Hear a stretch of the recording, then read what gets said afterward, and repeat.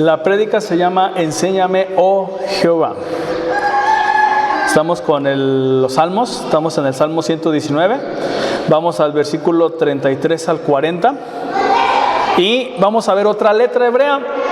Estamos con las letras hebreas y yo creo que hemos aprendido bastante de estas letras, de la bendición que nos dan, de lo que significan también.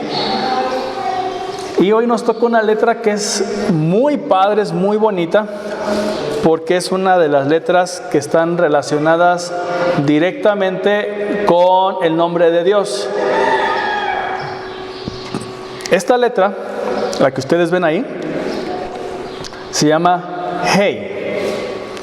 ¿Sale? Es la quinta letra del alfabeto hebreo, que significa Hey, y significa aquí está, contemplar o vida.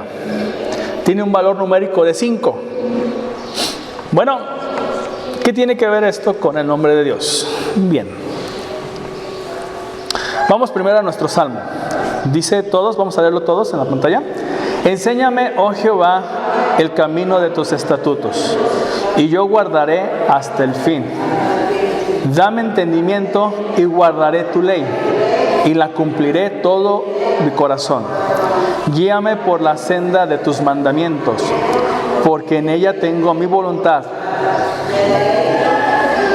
Inclina mi corazón a tus testimonios y no a la avaricia. Aparta mis ojos que no vean la vanidad. Avívame en tu camino. Confirma tu palabra a tu siervo que te teme.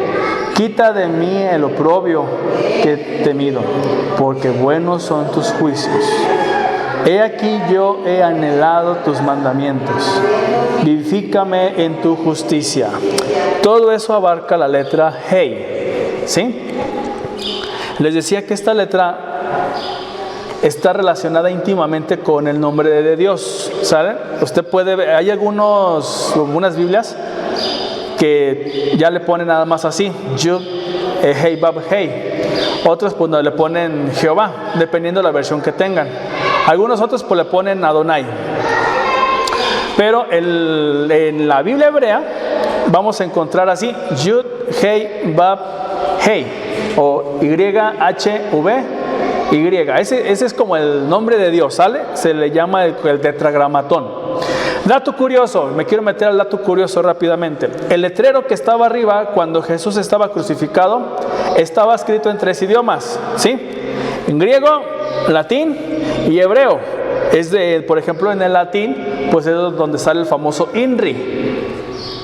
Jesus Nazarus Rex Yehudim, ¿sí? Pero en hebreo, fíjense cómo está en hebreo. Vean las letras resaltadas en el hebreo.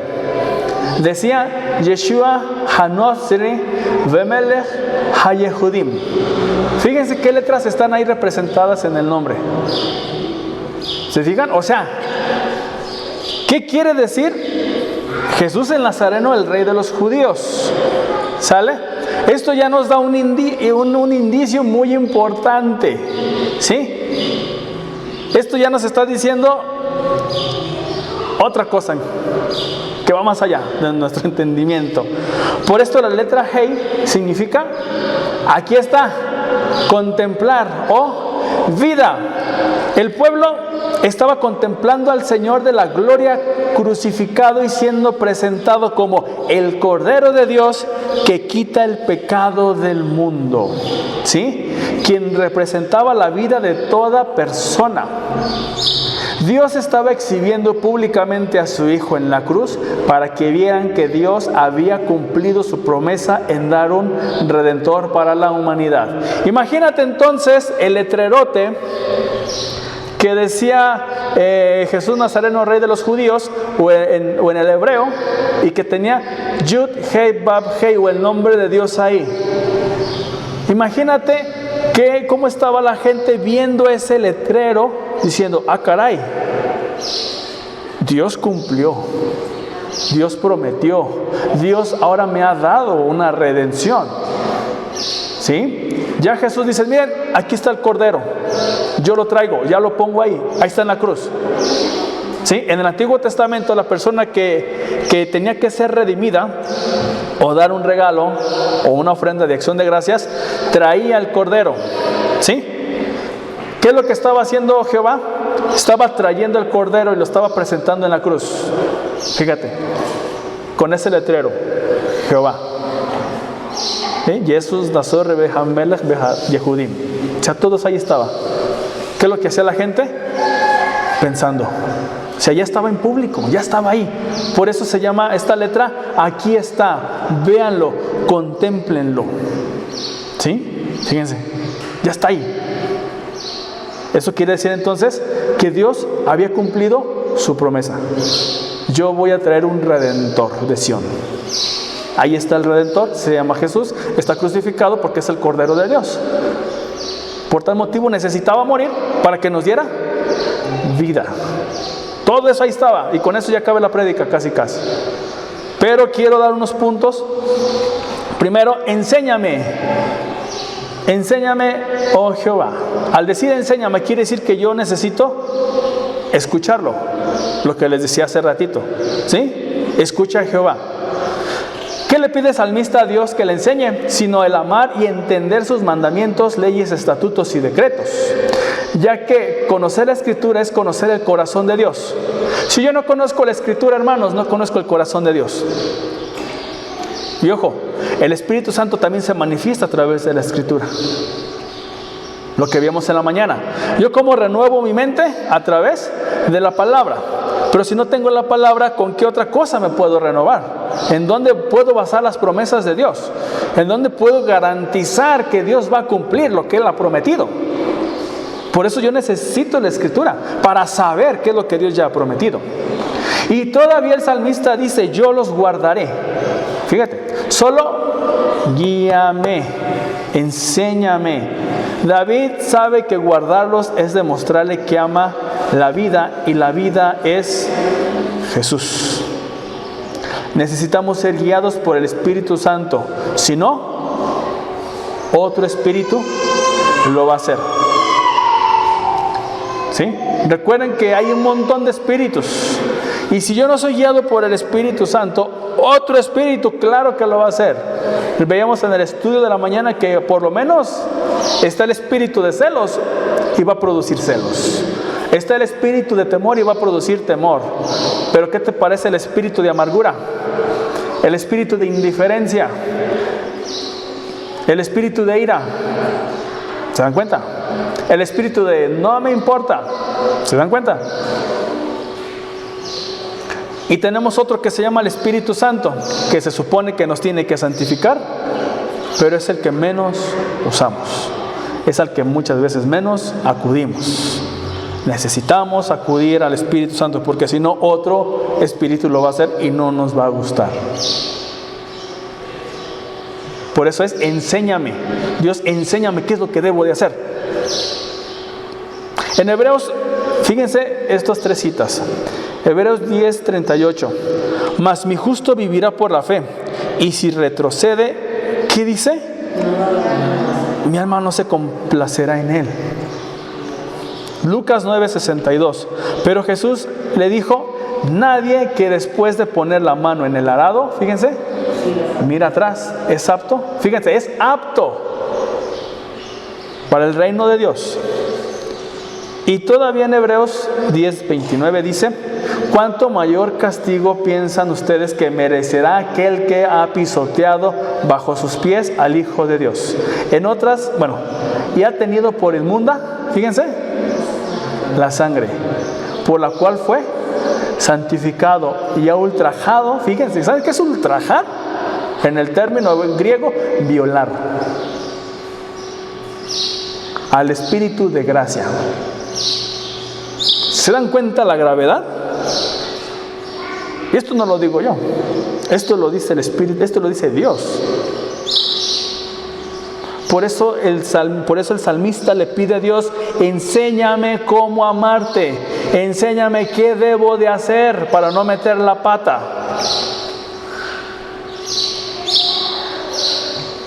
Los ejemplos anteriores son de personas que Dios les enseñó, les reveló su palabra, sus planes, pero que no guardaron sus promesas o pactos, que retrocedieron, que ya no quisieron nada con Él o incluso jugarle al llanero solitario. Yo en mi casa, por ejemplo, y no. Por eso escribe el salmista en el versículo 35, guíame por la senda de tus mandamientos, porque en ella me deleito. Él veía cómo su suegro Saúl se fue deteriorando por no ser guiado por el Espíritu y por la palabra. Imagínate el suegro primero lleno del Espíritu Santo, después decidió cometer ciertos errores que le costaron el reino y por último la vida. Y a tal punto de que Dios le envió un espíritu para ver si así Saúl se arrepentía. Pero dijo Saúl, no quiero. ¿Por qué? ¿Recuerdan que les había compartido de qué es lo que hacía el Espíritu Santo cuando no lo obedecemos? ¿Sí recuerdan? Hay un término que se llama fragmentar o fragmentación. Se los voy a ejemplificar. Está el Espíritu Santo aquí donde estoy yo, ¿sale? Atrás de mí, pues estoy yo, ¿sale? Está mi mente, mi espíritu. Y lo que está adelante, pues está el mundo, ¿sale? Entonces, ¿qué es lo que hace el Espíritu? Funge como una puerta. Si viene el maligno, quien sale al frente es el Espíritu. Pero imagínate que tú le dices acá atrás, oye, déjalo pasar. Va a decir, oye, pues espérate, no se supone que te estoy cuidando del maligno y tú quieres que lo deje entrar. Sí, no pasa nada. ¿Y sabes qué va a pasar? Que sí va a pasar. Entonces va a decir el Espíritu, ¿sí? Lo que hace el Espíritu Santo es esto, se refracta, hace esto. Lo deja pasar. ¿Y sabes qué hace? Ya no te defiende, ya no te cuida, ya no te protege. ¿Hasta qué? Hasta que tú reconozcas otra vez lo que Él ha hecho. ¿Sí? Entonces, cuando reconocemos nuestras faltas, cuando reconocemos nuestros errores, cuando necesitamos de Dios, entonces Él vuelve a cuidarme.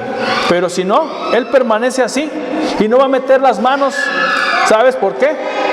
Porque no lo estás necesitando. ¿Sí? Eso es lo que está ocurriendo. Está diciendo, no me necesita. Bueno, a ver quién lo defiende. Y se viene el pecado, y se viene Satanás, y luego dice la gente, ¿y por qué? ¿Y para qué? Y si Dios es tan bueno, ¿por qué permite tales cosas? No, es que a mí Dios me defraudó. No, es que a mí Dios no me cumplió. No, mijo. Tú dijiste, yo puedo solo, órale. Hasta por eso dice con Saúl, Dios le envía un espíritu a Saúl. ¿Para qué? Para que Saúl recapacite que no es en la carne, sino es en el espíritu. Y hasta que reconozcamos que nuestra lucha es en el Espíritu Santo sencillamente se va a quedar así. Pero cuando decimos, Espíritu Santo, perdóname, límpiame, transfórmame, quiero que me cuides, ¿sabes lo que va a hacer? Va a ser así, otra vez te cuido, otra vez te protejo, porque esa es su chamba. Pero que necesitamos estar en una cordialidad y en una comunión. ¿Sí me doy a entender? Por eso era tan importante esto para David. Por eso dijo, no quites de mí tu Santo Espíritu, porque sabía la importancia que tenía. Y eso me lleva al segundo punto. Aparta de mí la vanidad. Y se traduce también como idolatría, o vanidad es igual a idolatría. Ahora vamos a ver por qué. Por lo regular, cuando preguntamos o nos preguntan, ¿cómo estamos? ¿Cómo estás? Decimos, bien. O, ay, pasándola. O el término, pues ya es ganancia. Como si no hubiera algo mejor para nosotros. Incluso no pasa nada. Y esas palabras son precisamente el meollo de todo este asunto. David dice en el versículo 37, aparta de mis ojos que no vean la vanidad. La vanidad tiene como fundamento la ilusión. ¿Sí? La vanidad es una ilusión, ¿pero por qué? Porque la vanidad es una ilusión, es como un espejismo, aparenta pero no lo es, está pero no está. Sí, es como por ejemplo quien va al desierto o está en un lugar muy árido y que necesita agua, el cerebro todo el cuerpo se empieza a deshidratar, se empieza la sangre a ser más pegostiosa y ya no funciona bien la sangre y ya no hay las funciones cerebrales para poder analizar las cosas y empieza a tener visiones. Y ve a lo lejos así del desierto, pues un espejismo, que creyendo que es agua, pero que no es agua. ¿Sí? Está aparentemente, pero no está. Solo es una ilusión, es una idea. ¿Pero por qué? Porque la ilusión me hace ver, pensar y creer en cosas que no son ciertas. Eso es la ilusión. Me hace ver, pensar y creer cosas que no son ciertas. Hace poner mis ojos en vanas esperanzas, creyendo o no que ocurrirán. Por eso expresa el versículo 37, avívame en tu camino. Porque sabe de que hay ciertas visiones o ciertas cosas que parecen tan buenas, pero que al final no sirven, que al final se desploman.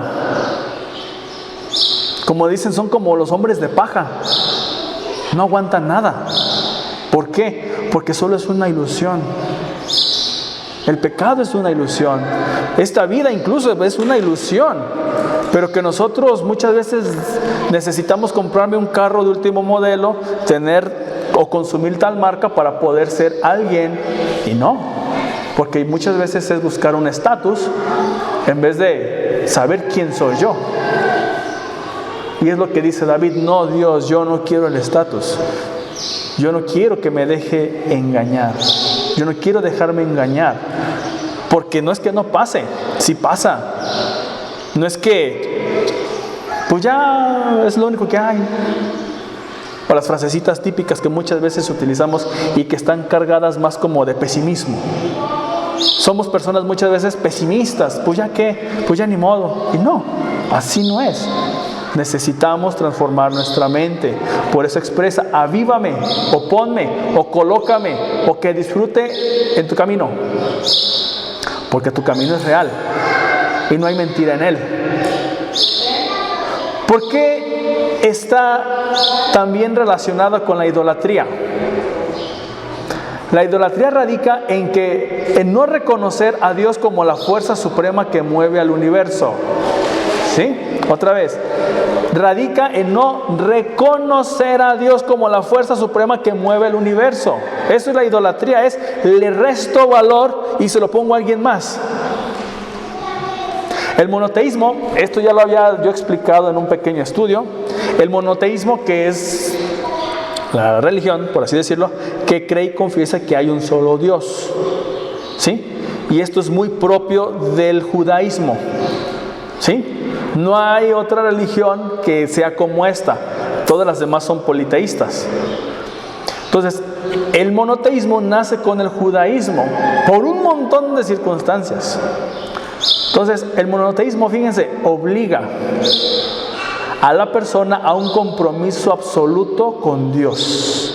No cualquier Dios, porque Pablo incluso dice: hay muchos dioses y hay muchos señores, pero nosotros servimos al único Dios y verdadero, y al único Señor. Cuando hay varios dioses, la persona puede alterar su sistema moral en base a una conveniencia. Pues este Dios me pide que deje de beber. Pues mejor me voy y adoro a este santo, o a este Dios, o a esta deidad que no me permite nada. ¿Recuerdan ustedes en un estudio que les dije del Dios Peor? Baal Peor. ¿Sí recuerdan? Este Baal Peor era el peor de todos. Así, peor por peor. Les voy a decir por qué. Porque este Dios no te pedía nada, no te exigía nada, no te pedía que cambiaras tu vida, no te permitía un control moral, nada. Así nomás, si me quieres adorar, adórame, no pasa nada. Pero en aquel tiempo estos hechos eran aberrantes. Y todavía, ¿por qué? Porque lo que se valoraba en aquel tiempo era la moralidad. Entonces, si la persona no vivía en la parte moral, era una persona repudiada. Por eso Dios, cuando leemos la Escritura, siempre te dice: cambia de mente, transforma tus pensamientos, cambia tu actitud. Siempre tiene ese patrón, ese sistema. Por tal motivo, esto hace que cuando se adoran a más dioses se cambia el sistema. Este no me da, pues este sí. ¿Por quién me voy a ir? Por el que me da más, ¿verdad? Y el que me pide menos. Fácilmente puede caer en el error de adorar al Dios que cree le traerá mayor beneficio o cumplirá su objetivo. Es que Dios ya me defraudó. Deja mejor adorar a otras cosas. ¿Por qué? Porque Dios te está pidiendo: cambia de mente, entrégame el corazón, confía más, cree más. La idea de un solo Dios te obliga a establecer, ojo, y muchas veces es lo que no entendemos, un compromiso y una relación con Él. ¿Te fijas? Cuando hay un solo Dios, tienes que acudir a Él, porque no hay más.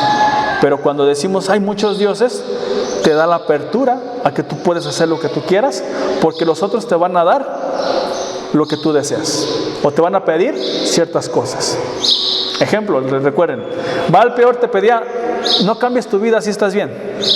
Y Jehová te decía: no estás bien, estás mal, tienes que cambiar tu sistema de valores. ¿Por quién te irías?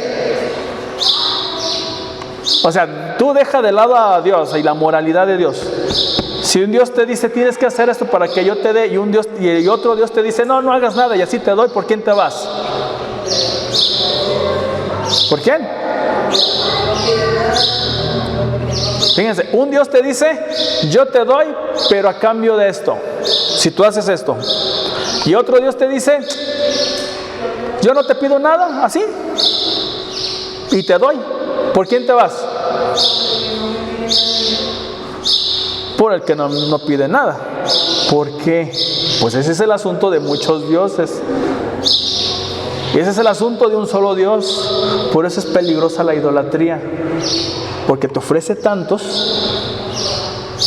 hay de tantos sabores y colores, que tú puedes escoger y no te permite un compromiso y una relación. Pero luego platicamos de un efecto, el efecto Dico. Es por esto el término idolatría implica restarle autoridad en todos los sentidos a Dios y añadirlos en un objeto, en un pensamiento, y que tenga más autoridad que la que Dios tiene. Por eso cuando decimos algo es propenso a que pase o no. No pasa nada. Pues ¿sabes qué va a pasar? Nada. Porque tú ya lo estás decretando, te lo estás diciendo, nada va a pasar. O cuando dices: ¿y si pasa esto? Pues eso sí va a pasar. Por eso les decía en la mañana, hay que ver qué pensamos, que ver qué ocurre. Por eso David siempre decía: manténme, hazme entender tu palabra. ¿Por qué? Porque yo sé que ahí es verdad. Yo sé que tú no me vas a mentir, no me vas a defraudar, pero ahí manténme, que no vea otras cosas que me puedan desviar. ¿Sí? Por eso cuando decimos algo es propenso a que pase o no. Y esta vanidad proviene del maligno. No seamos como los discípulos de Jesús que le dejaron porque no quisieron recibir la revelación de Dios. Ya casi acabamos, Juan 6, 66, 67 y 68. Pero algunos de vosotros que no creen, porque Jesús sabía desde el principio quiénes eran los que no creían y quién le había de entregar. Y dijo: por eso os he dicho que ninguno puede venir a mí si no le fuere dado o revelado del Padre. Desde entonces muchos de sus discípulos volvieron atrás y ya no andaban con Él. ¿Por qué? Porque Dios no se los reveló. Porque lo seguían más por lo que podía hacer y no por quién era. Si yo tengo a Dios como un proveedor, ¿en qué punto se vuelve mi Padre? Pero ya para este tiempo yo tengo que tener a Dios como Padre en vez de proveedor. Al principio está bien que sea proveedor, al principio, pero después se tiene que cambiar de ser mi proveedor a ser mi Padre.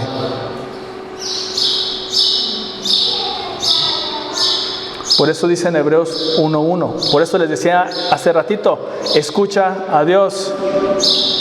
Dios, habiendo hablado de muchas veces y de muchas maneras en otros tiempos a los padres por los profetas, en estos postreros días nos ha hablado por el Hijo.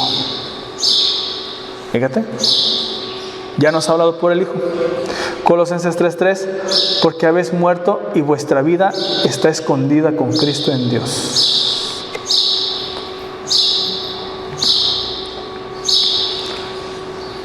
Dios nos ha mostrado su gracia dando testimonio públicamente de quién es Jesús. Él es el Cordero mío. A través de Él sus pecados van a ser limpiados. A través de Él y únicamente a través de Él me van a conocer. No hay otra forma, solo a través de Él.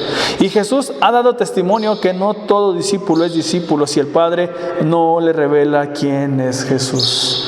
Por eso siempre el salmista decía, enséñame, revélame, quiero recibir esa revelación. Y es lo que necesitamos nosotros, recibir esa revelación. Por eso Pablo dice, examínense ustedes mismos si están en la fe. No lo dice nomás por nomás, sino por este asunto, por la revelación. Esta letra G nos anuncia que el único que me puede enseñar la naturaleza de Jesús y ser su discípulo es Jehová. Permitamos que Jehová nos enseñe y no el maligno. Si no me enseña Dios, mira, lo va a hacer maligno, pero alguien te va a enseñar. Pero es mejor que nos enseñe Dios y que aprendamos de Él y establezcamos un compromiso con Él. Vamos a orar.